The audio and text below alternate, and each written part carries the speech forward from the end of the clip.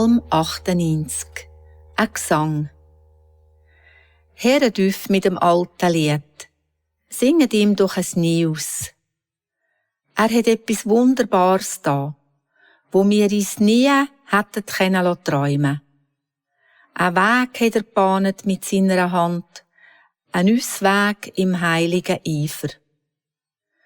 Er hat uns gezeigt, wenn er befreien kann. Alle Völker haben es sehen. Wenn er sich bewährt an den Menschen. Wie er seine Liebe nie vergisst, wo er dem Jakob versprochen hat.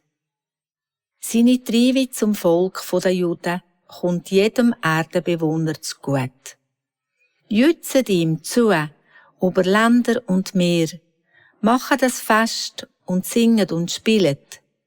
Feiert ihnen zusammen mit Lüten und Harfen.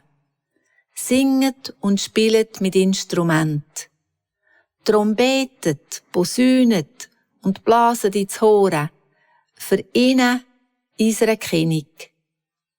Und das Meer soll räuschen bis ab in die Tiefe, und die Erde sich roden, und wer drauf wohnt, ein.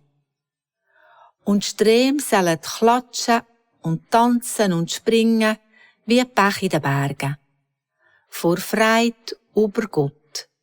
Er kommt und richtet die Erde gerecht und die Völker mit Unparteilichkeit.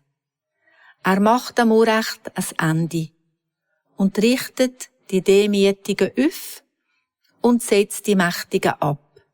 Es geht nicht mehr so weiter im alten Tramp, wie es immer schon war. Es ist vorbei mit dem alten Lied. Kommt, wir singen das Neues.